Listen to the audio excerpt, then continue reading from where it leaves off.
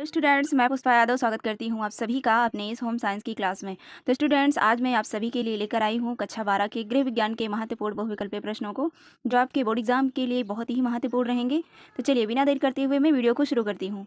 आज का पहला प्रश्न हमारा है, पोटेशियम परमैंगनेट का प्रयोग पानी के शुद्धिकरण के लिए कहाँ किया जाता है? ऑप्शन ए समुद्र में, ऑप्शन बी नदी में, ऑप्शन सी बरसात के पानी में, ऑप्शन डी कुएं में। तो पोटेशियम परमैंगनेट का प्रयोग जो है बरसात के पानी को शुद्ध करने के लिए किया जाता है, तो इसलिए ऑप्शन सी हमारा सही हो जाएगा। अगला प्रश्न हमारा है, जल को कीटाणु रहित करने के लिए कौन सा गैस प्रयोग किया जाता है? तो जल को कीटाणु रहित करने के लिए option A nitrogen, option B chlorine, option C hydrogen, option D carbon dioxide. तो जल को कीटाणु रहित करने के लिए क्लोरीन का प्रयोग किया जाता है, इसलिए ऑप्शन बी हमारा सही हो जाएगा। अगला प्रश्न हमारा है, मिट्टी युक्त जल को शुद्ध करने के लिए प्रयोग किया जाने वाला रसायन क्या है? मिट्टी युक्त जल को शुद्ध करने के लिए जो रसायन प्रयोग किया जाता है वो कौन सा है? Option A aluminium sulphate, option B potassium permanganate, option C है क्लोरीन, ऑप्शन डी ये सभी। तो इसमें जो है ऑप्शन ए सही हो जाएगा। एल्युमिनियम सल्फेट जो है मिट्टी युक्त जल को शुद्ध करने के लिए क्या किया जाता है? प्रयोग किया जाता है। अगला प्रश्न हमारा है, निम्न में से कौन सा रोग अशुद्ध जल से नहीं फैलता? इसमें से कौन सा रोग जो है अशुद्ध जल से नहीं फैलता है? ऑप्शन ए हैजा, ऑप्शन बी अतिसार, ऑप्शन सी क्षय रोग, ऑप्शन डी मोतीझरा, इसी को हम लोग टाइफाइड भी बोलते हैं। तो इसमें जो है ऑप्शन सी हमारा सही हो जाएगा। क्षय रोग ये अशुद्ध जल के द्वारा नहीं फैलता है। अगला प्रश्न हमारा है, जल द्वारा फैलने वाले एक रोग का नाम है, क्या है इसमें से? Option A flag, option B चेचक, ऑप्शन सी मोतीझरा, ऑप्शन डी हैजा। तो जल द्वारा फैलने वाला रोग जो है वो क्या है? मोतीझरा है, जिसको टाइफाइड बोलते हैं, तो इसलिए ऑप्शन सी हमारा सही हो जाएगा। अगला प्रश्न हमारा है, हैजा किसके द्वारा फैलता है? ऑप्शन ए दूषित हवा, option B vitamin, option C शुद्ध जल, ऑप्शन डी दूषित जल। तो इसमें जो है हैजा दूषित जल के द्वारा फैलता है, इसलिए ऑप्शन डी हमारा सही हो जाएगा। अगला प्रश्न हमारा है, लौह तत्व की कमी से कौन सा रोग हो जाता है? शरीर में लौह तत्व की कमी हो जाती है तो कौन सा रोग होता है? ऑप्शन ए क्या beriberi, option B anaemia, option C marasmus, option D तपेदिक। तो लौह तत्व की कमी से जो है एनीमिया नामक रोग हो जाता है, इसलिए ऑप्शन बी हमारा सही हो जाएगा। अगला प्रश्न हमारा है, प्रारंभिक बाल्यावस्था जो कि 2 से 6 वर्ष तक मानी गई है, तो इसकी विशेषता इनमें से कौन सी नहीं है? ऑप्शन ए तीव्र शारीरिक विकास, ऑप्शन बी तार्किक सोच का विकास, ऑप्शन सी सामाजिक संपर्क में वृद्धि, ऑप्शन डी भाषा का विकास। तो प्रारंभिक बाल्यावस्था जो है 2 से 6 वर्ष की जिसको माना गया है, इसकी विशेषता इनमें से नहीं है, तो सामाजिक संपर्क में वृद्धि नहीं है, तो इसलिए ऑप्शन सी हमारा सही हो जाएगा। अगला प्रश्न हमारा है, शिशुओं में मस्तिष्क और तंत्रिका तंत्र के विकास के लिए कौन सा पोषक तत्व महत्वपूर्ण है? ऑप्शन ए लौह तत्व, option B calcium, option C folic acid, option D vitamin D. तो इसमें जो है शिशुओं के मस्तिष्क और तंत्रिका तंत्र के विकास के लिए विटामिन डी आवश्यक है, इसलिए जो है ऑप्शन डी हमारा सही हो जाएगा। अगला प्रश्न हमारा है, विटामिन सी का सबसे अच्छा स्रोत इनमें से कौन सा है? ऑप्शन ए दूध, ऑप्शन बी खट्टे फल, ऑप्शन सी अनाज, ऑप्शन डी हरी सब्जियां। तो विटामिन सी का सबसे अच्छा स्रोत जो माना जाता है वो खट्टे फल हैं, इसलिए ऑप्शन बी हमारा सही हो जाएगा। अगला प्रश्न हमारा है, कौन सा रेशा अपनी मजबूती और लोच के लिए जाना जाता है? ऑप्शन ए कपास, ऑप्शन बी ऊन, ऑप्शन सी रेशम, ऑप्शन डी नायलॉन। इसमें जो है अपनी मजबूती और लोच के लिए कौन सा रेशा इसमें माना जाता है? तो इसमें ऑप्शन ए हमारा सही हो जाएगा। अगला प्रश्न हमारा है, गर्भावस्था में महिलाओं को किस पोषक तत्व की अधिक आवश्यकता होती है? कि कोई महिला जो है गर्भवती है तो उसको जो है किस पोषक तत्व की ज़्यादा ज़रूरत होती है? Option A vitamin A, option B vitamin C, option C folic acid, option D calcium. तो गर्भावस्था में महिलाओं को जो है फॉलिक एसिड की ज़्यादा ज़रूरत होती है, तो इसलिए ऑप्शन सी हमारा सही हो जाएगा। अगला प्रश्न हमारा है, बच्चे के शारीरिक और मानसिक विकास के लिए कौन सा विटामिन जो है महत्वपूर्ण है? इसमें जो है बच्चे के शारीरिक और मानसिक विकास के लिए कौन सा विटामिन महत्वपूर्ण है? Option A vitamin D, option B vitamin E, option C vitamin K, option D vitamin B 12। तो इसमें से विटामिन डी हमारा जो है बच्चे के शारीरिक और मानसिक विकास के लिए क्या है? महत्वपूर्ण है, इसलिए ए ऑप्शन सही हो जाएगा। अगला प्रश्न हमारा है, भोजन में ऊर्जा का मुख्य स्रोत क्या है? भोजन में ऊर्जा का इसमें मुख्य स्रोत क्या है? किससे सबसे ज़्यादा ऊर्जा प्राप्त होती है? तो option A protein, option B carbohydrate, option C वसा, ऑप्शन डी विटामिन। तो इसमें कार्बोहाइड्रेट से ऊर्जा जो है ज़्यादा मात्रा में प्राप्त होती है, इसलिए जो है ऑप्शन बी हमारा सही हो जाएगा। अगला प्रश्न हमारा है, मानव शरीर में जल का क्या कार्य है? ऑप्शन ए शरीर के तापमान को नियंत्रित करना, ऑप्शन बी पोषक तत्वों को कोशिकाओं तक पहुंचाना, ऑप्शन सी अपशिष्ट पदार्थों का बाहर निकालना, ऑप्शन डी ये सभी। तो मानव शरीर में जल के ये सभी कार्य होते हैं, इसलिए ऑप्शन डी हमारा सही हो जाएगा। अगला प्रश्न हमारा है, संतुलित आहार में क्या शामिल होना चाहिए? संतुलित आहार में क्या शामिल होना चाहिए? ऑप्शन ए फल और सब्जियां, ऑप्शन बी मांस और मछली, ऑप्शन सी अनाज और दालें, ऑप्शन डी उपयुक्त सभी। तो संतुलित आहार में ये सभी शामिल होना चाहिए, फल और सब्जियां भी, मांस और मछली भी, अनाज और दालें भी, तो इसलिए उपयुक्त सभी इसमें सही हो जाएगा। ऑप्शन डी हमारा सही है। अगला प्रश्न हमारा है, खाद्य पदार्थों को खराब होने से बचाने के लिए क्या किया जाता है? खाद्य पदार्थों को खराब होने से बचाने के लिए क्या किया जाता है? ऑप्शन ए उन्हें फ्रिज में रखा जाता है, ऑप्शन बी उन्हें सुखाया जाता है, ऑप्शन सी डिब्बा बंद किया जाता है, ऑप्शन डी उपयुक्त सभी। तो इसमें जो है खाद्य पदार्थों को खराब होने के लिए खराब होने से बचाने के लिए ये सभी किया जाता है, इसलिए ऑप्शन डी हमारा सही हो जाएगा। अगला प्रश्न हमारा है, बच्चों को कितने घंटे सोना चाहिए? ऑप्शन ए 6 से 8 घंटे, ऑप्शन बी 8 से 10 घंटे, ऑप्शन सी 10 से 12 घंटे, ऑप्शन डी 12 से 14 घंटे। तो इसमें जो है ऑप्शन सी हमारा सही हो जाएगा, 10 से 12 घंटे बच्चों को सोना चाहिए। अगला प्रश्न हमारा है, अगर आप सभी को वीडियो पसंद आता है तो वीडियो को लास्ट तक ज़रूर देखें। तो अगला प्रश्न हमारा है, व्यायाम करने से क्या फ़ायदे हैं?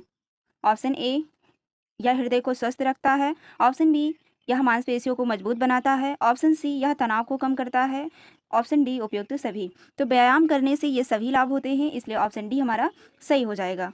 अगला प्रश्न हमारा है, पहचान के तत्व में शामिल है, इसमें जो है पहचान के तत्व में क्या शामिल है? ऑप्शन ए कौशल, ऑप्शन बी अनुभव, ऑप्शन सी स्वाभिमान, ऑप्शन डी संकल्पना। तो पहचान के उसमें जो है तत्व में कौशल शामिल है, इसलिए ऑप्शन ए हमारा सही हो जाएगा। अगला प्रश्न हमारा है, यौन परिपक्वता की आयु को क्या कहते हैं? ऑप्शन ए यौवन, ऑप्शन बी यौनारंभ, ऑप्शन सी सौंदर्य अवस्था, ऑप्शन डी युवा अवस्था। तो इसमें से जो है ऑप्शन सी हमारा सही हो जाएगा, सौंदर्य अवस्था जो है किसको कहते हैं? यौन परिपक्वता की आयु को। अगला प्रश्न हमारा है, शरीर की टूट फूट की मरम्मत करता है, शरीर की टूट फूट की मरम्मत कौन करता है? Option A carbohydrate, option B protein, option C वसा, ऑप्शन डी विटामिन। तो शरीर की टूट फूट की जो मरम्मत करता है वो प्रोटीन है, इसलिए ऑप्शन बी हमारा सही हो जाएगा।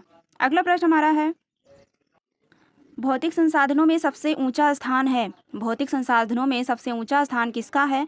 ऑप्शन ए कार का, ऑप्शन बी मकान का, ऑप्शन सी टीवी का, ऑप्शन डी धन का। तो भौतिक संसाधनों में धन का सबसे ऊंचा स्थान है, इसलिए ऑप्शन डी हमारा सही हो जाएगा। अगर आप सभी को वीडियो पसंद आता है तो वीडियो को लास्ट तक जरूर देखें, हमारे वीडियो को लाइक शेयर एंड सब्सक्राइब कर लें। तो चलिए मिलते हैं।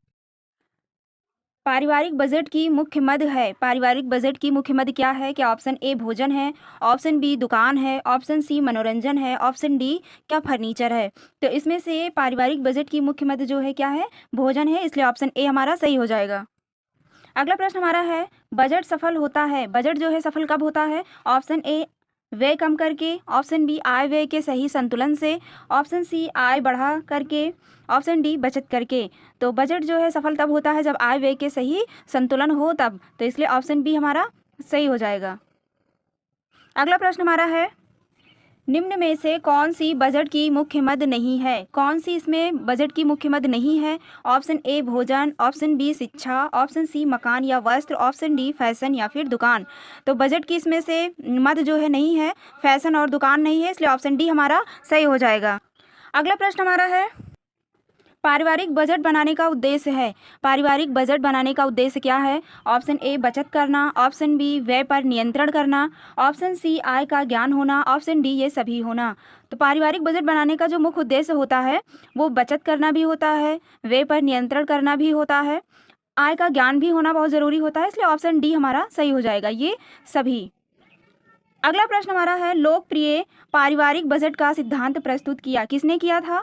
लोकप्रिय पारिवारिक बजट का सिद्धांत किसने प्रस्तुत किया था? ऑप्शन ए मार्क्स ने, ऑप्शन बी एंजल ने, ऑप्शन सी टॉल्स्टॉय ने, ऑप्शन डी माइकल एंजेलो ने। तो इसमें से ऑप्शन बी हमारा सही हो जाएगा, एंजल ने। बजट का जो सिद्धांत था वो एंजल ने दिया था, इसलिए ऑप्शन बी हमारा सही हो जाएगा।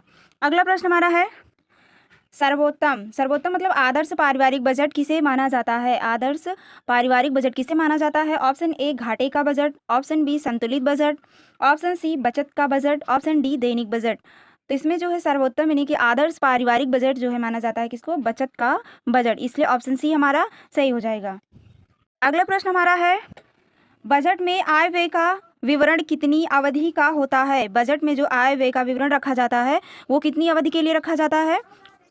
ऑप्शन ए 1 सप्ताह के लिए, ऑप्शन बी 1 माह के लिए, ऑप्शन सी 1 वर्ष के लिए, ऑप्शन डी 1 निश्चित अवधि के लिए। तो बजट का जो वर्ष निर्धारित किया जाता है कितने समय के लिए करना है वो एक निश्चित समय अवधि के लिए किया जाता है, इसलिए ऑप्शन डी हमारा सही हो जाएगा। अगला प्रश्न हमारा, जिस बजट में कुल आय में से कुल व्यय अधिक हो उसे कहा जाता है। मतलब जिस बजट में से कुल आय से ज़्यादा व्यय होता है उसे क्या कहते हैं? ऑप्शन ए संतुलित बजट, ऑप्शन बी घाटे का बजट, ऑप्शन सी बचत का बजट, ऑप्शन डी इनमें से कोई नहीं। तो इसमें से सही विकल्प जो हमारा है वो घाटे का बजट, मतलब कुल आय से व्यय हम ज़्यादा कर रहे हैं तो वो घाटे का बजट है, इसलिए ऑप्शन बी हमारा सही हो जाएगा। अगला प्रश्न हमारा है, बजट सफल होता है, बजट जो है सफल कब माना जाता है? ऑप्शन ए व्यय कम करके, ऑप्शन बी आय व्यय के सही संतुलन से, ऑप्शन सी आय बढ़ा करके, ऑप्शन डी बचत करके। तो इसमें से सही विकल्प जो हमारा है वो बी है, आय व्यय के सही संतुलन से बजट जो है सफल होता है, इसलिए बी ऑप्शन सही हो जाएगा। अगला प्रश्न हमारा है, आय व्यय में संतुलन हेतु कौन सा साधन उपयुक्त होगा? ऑप्शन ए वार्षिक बजट, ऑप्शन बी मासिक बजट, ऑप्शन सी साप्ताहिक बजट, ऑप्शन डी दैनिक बजट। तो इसमें जो है आय व्यय में संतुलन हेतु मासिक बजट क्या है उपयुक्त सही साधन है, तो इसलिए ऑप्शन बी हमारा सही हो जाएगा। अगला प्रश्न हमारा है, एंजल के अनुसार कम आय वर्ग के परिवार की आय का अधिकांश प्रतिशत व्यय किस मद पर होता है? क्या ऑप्शन ए वस्त्र पर, ऑप्शन बी भोजन पर, ऑप्शन सी आवास पर, ऑप्शन डी ईंधन पर। तो इसमें से बी ऑप्शन सही हो जाएगा, भोजन पर। अगला प्रश्न हमारा है, बचत सुरक्षित रखने का प्रमुख साधन है, क्या है? ऑप्शन ए बॉक्स में रखना, ऑप्शन बी बैंक में जमा करना, ऑप्शन सी पड़ोसियों के घर रखना, ऑप्शन डी इनमें से कोई नहीं। तो इसमें से सही विकल्प जो हमारा है वो बी है, बैंक में जमा करना, तो इसलिए बी ऑप्शन सही हो जाएगा। अगला प्रश्न हमारा है, बचत आर्थिक सुरक्षा का साधन है। ऑप्शन ए स्कूली बच्चों के लिए, ऑप्शन बी पड़ोसियों के लिए, ऑप्शन सी स्वयं एवं आश्रितों के लिए, ऑप्शन डी मेहमानों के लिए। तो इसमें से सही विकल्प जो हमारा है वो स्कूली बच्चों के लिए है। बचत आर्थिक सुरक्षा का साधन क्या है? स्कूली बच्चों के लिए, तो इसलिए ऑप्शन ए हमारा सही हो जाएगा। अगला प्रश्न हमारा है, किस चेक की राशि को प्राप्तकर्ता केवल अपने खाते में ही जमा कराकर प्राप्त कर सकता है? मतलब किस चेक की राशि को प्राप्तकर्ता केवल अपने खाते में ही जमा करा सकता है, जमा करके प्राप्त कर सकता है? ऑप्शन ए यात्री चेक, ऑप्शन बी उपहार चेक, ऑप्शन सी रेखांकित चेक, ऑप्शन डी वाहक चेक। तो रेखांकित चेक ऐसा चेक होता है जिसमें जो है प्राप्तकर्ता केवल अपने खाते में ही जमा करा करके प्राप्त कर सकता है वो राशि, तो इसलिए ऑप्शन सी हमारा सही हो जाएगा, रेखांकित चेक। अगला प्रश्न हमारा है, राष्ट्रीय बचत पत्र किसकी योजना है? राष्ट्रीय बचत पत्र जो है किसकी योजना है? ऑप्शन ए बैंक की, ऑप्शन बी बीमा निगम की, ऑप्शन सी डाकखाने की, ऑप्शन डी इनमें से किसी की नहीं। तो इसमें जो है ऑप्शन सी हमारा सही हो जाएगा, राष्ट्रीय बचत पत्र ये डाकखाने की योजना है, इसलिए ऑप्शन सी हमारा सही हो जाएगा। अगला प्रश्न हमारा है, पारिवारिक आय का स्रोत हो सकता है, क्या हो सकता है? ऑप्शन ए वेतन, option B pension, option C मजदूरी, ऑप्शन डी ये सभी। तो पारिवारिक आय का स्रोत वेतन भी हो सकता है, पेंशन भी हो सकता है और मजदूरी भी हो सकता है, इसलिए ऑप्शन डी हमारा सही हो जाएगा, ये सभी। अगला प्रश्न हमारा है, निम्नलिखित में से कौन सा सबसे सुरक्षित चेक है? इसमें से जो है सबसे सुरक्षित चेक कौन सा है? ऑप्शन ए वाहक cheque, option B cross cheque, option C A B दोनों, ऑप्शन डी इनमें से कोई नहीं। तो इसमें जो है क्रॉस चेक सबसे सुरक्षित चेक माना जाता है, इसलिए ऑप्शन बी हमारा सही हो जाएगा। अगला प्रश्न हमारा है, प्रत्येक मनुष्य किसी ना किसी रूप में है, वो किसी भी रूप में हो सकता है। ऑप्शन ए विक्रेता भी हो सकता है, ऑप्शन बी उपभोक्ता भी हो सकता है, ऑप्शन सी आलोचक, ऑप्शन डी कृषक। तो प्रत्येक मनुष्य जो है किसी ना किसी रूप में, तो ऑप्शन बी हमारा इसमें सही हो जाएगा, वो उपभोक्ता हो सकता है, तो इसलिए ऑप्शन बी हमारा सही हो जाएगा। अगला प्रश्न हमारा है, तो चलिए आज की वीडियो में बस इतना ही। अगर आपको वीडियो पसंद आया हो तो वीडियो को लाइक शेयर एंड सब्सक्राइब करना बिल्कुल ना भूलें। तो चलिए मिलते हैं आपसे नेक्स्ट वीडियो में, तब तक के लिए धन्यवाद।